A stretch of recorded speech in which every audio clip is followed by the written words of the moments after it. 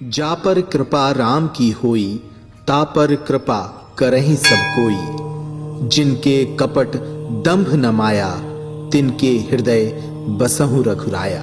भगवान श्री राम और उनके अनन्य भक्त श्री बालाजी हनुमान की कृपा का ही चमत्कार है कि आज देश और दुनिया के हजारों लोग बागेश्वर धाम की ओर दौड़े चले आ रहे हैं। कोई लंबी बीमारी से परेशान है, कोई संतान की कामना लेकर आया है, किसी का जीवन अशांत है तो कोई प्रेत बाधाओं से व्यथित है। मध्य प्रदेश के बुंदेलखंड में स्थित संत धीरेन्द्र कृष्ण का आश्रम छतरपुर जिले के ग्राम गढ़ा में बागेश्वर धाम के नाम से प्रख्यात है।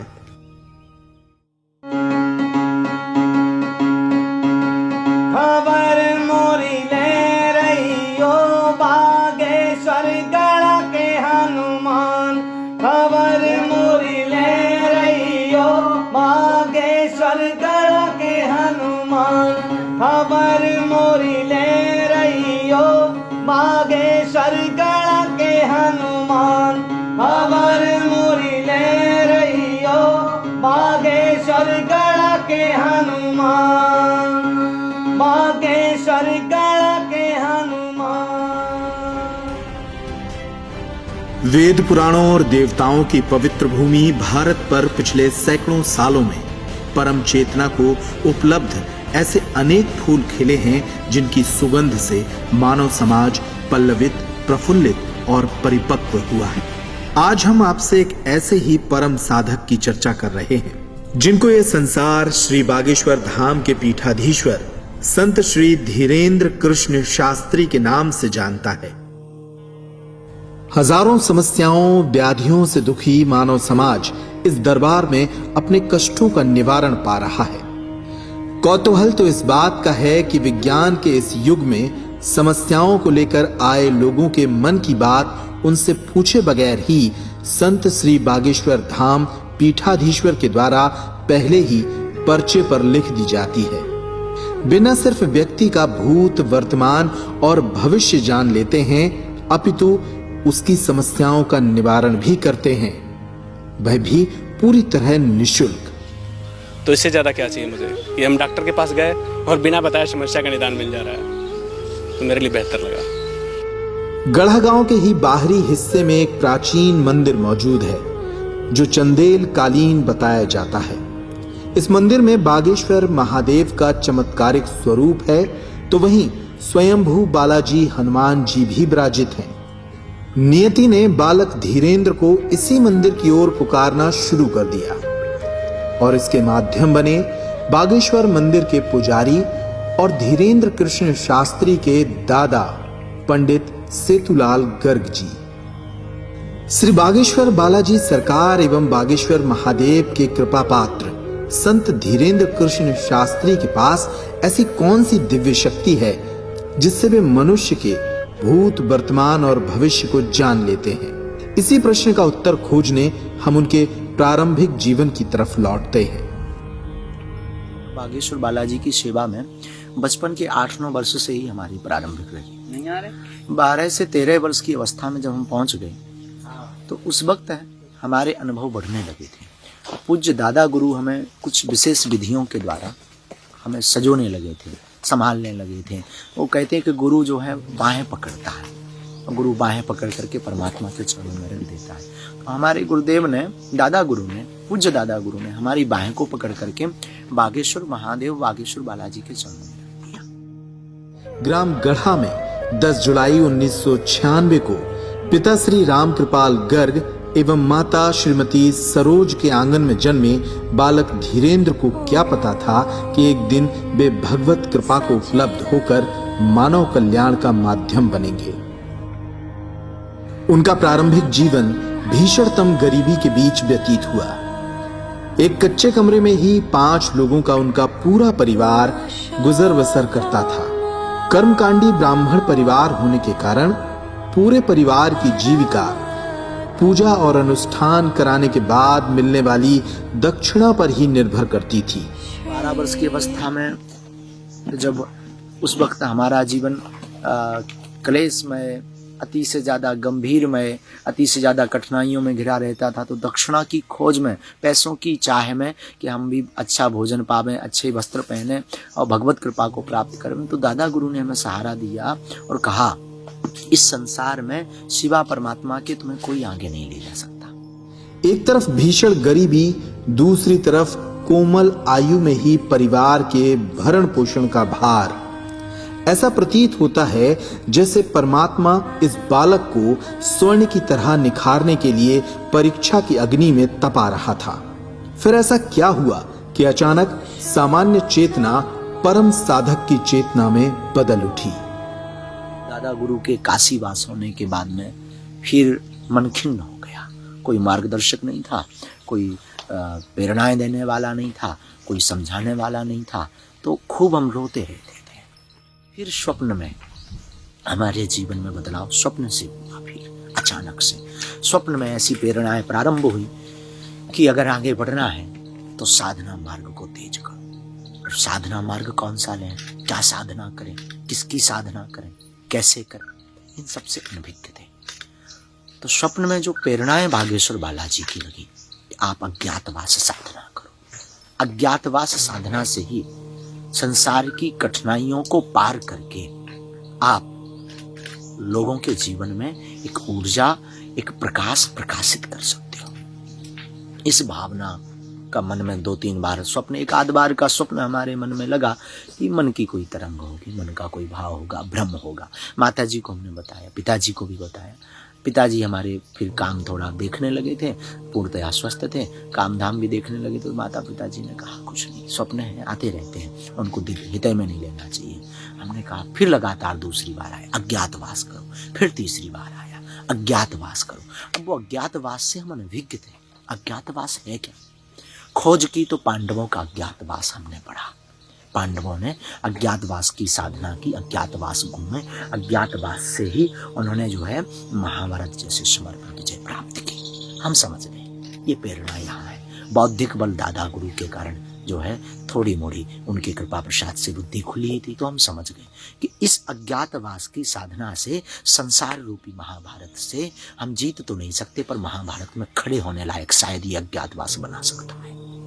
उसी अज्ञातवास के बीच में हमें अपने पूज्य सदगुरु भगवान, जो हमारे वंशीय गुरु थे, जिनके ऊपर दादा के ऊपर भी कृपा थी, जिन गुरु की, सदगुरु सन्यासी बाबा, उनकी प्रेरणाएं, अब उसे एक दृष्टि से प्रत्यक्षीकरण, एक दृष्टि से उनका अनुभव, एक दृष्टि से उनका साक्षात्कार, एक दृष्टि से उनके प्रति चरणों में हमारी प्रीति और उनका अभय आशीर्वाद हम पर उसी अज्ञातवास में भया। भगवत कृपा हुई, गुरु कृपा से फिर उन्होंने अनवरत प्रेरणाएं दी, अब आप घर जाइए, ऐसा ऐसा कार्य आगे का करिए। तो बस पूज्य सदगुरु सन्यासी बाबा के चरणों की धूल को लेकर के हम वापस आए। गांव भर में खूब स्वागत भया, खूब सब प्रसन्न भये, माँ भी हमारी प्रसन्न भई, और धीरे धीरे दरबारी की यात्रा जहाँ से छोड़ कर गए थे वहाँ से चालू हुई। और आज संसार रूपी महाभारत के समर में संसार के कष्टों को मिटा तो नहीं पाते हैं, पर उनके कष्टों को समझ करके उन्हें ढांढस बंधाते हैं, और गुरु का नाम लेकर के सदगुरु सन्यासी बाबा और बागेश्वर बालाजी की साधना, जो अज्ञातवास के मध्य में गुरु ने हमें प्रेरणा में दी, उस साधना का सिमरन करके, बालाजी का नाम लेकर के उनके दुखों को ढांढस बंधा करके उन्हें मार्गदर्शन देने का कार्य करें। ऊंची है महिमा, ऊंची है आभा, ऊंची है महिमा, ऊंची है आभा। संगे बेराजे सन्यासी बाबा, संगे बेराजे सन्यासी बाबा। हमें दे दो दया को दान, बागेश्वर गढ़ के हनुमान।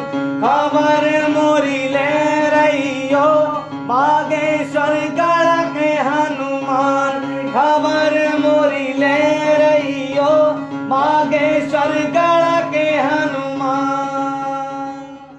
अज्ञातवास में साधना के कठिन मार्ग पर चलते हुए धीरेन्द्र कृष्ण शास्त्री ने उस भगवत कृपा को अर्जित किया जिसे देखकर लोग अचंभित रह जाते हैं। बागेश्वर धाम पर देश और दुनिया के हजारों लोग अपनी समस्याओं को लेकर पहुंच रहे हैं। जिनकी समस्याओं का निदान यहां हुआ उनके अनुभव चौंकाने वाले हैं। सबसे पहले जय बागेश्वर धाम, जय बालाजी सरकार। मेरा नाम अरुण मिश्रा है। मैं सलेमपुर यानी देवरिया जिले के सलेमपुर क्षेत्र से आया हुआ हूँ, जो उत्तर प्रदेश में पड़ता है, गोरखपुर मंडल में। मेरा नाम स्नेहल भंडारे है। मैं पुणे महाराष्ट्र से आई हूँ। मेरा नाम रवि पंडित है। मैं अलीगढ़ डिस्ट्रिक्ट से हूँ, यूपी स्टेट। मेरा नाम प्रकाश सतीश पाठक है। मैं पंढरपुर महाराष्ट्र से आया हूँ। मेरे यहाँ प्रॉब्लम ये थी कि मेरी भाभी सुसाइड कर ली थी और उसमें हम लोग फर्जी तरीके से फंस गए थे। और बाबा ने बिना देखे बिना सोचे समझे लिख दिया, पर्ची बिल्कुल सही लिखा।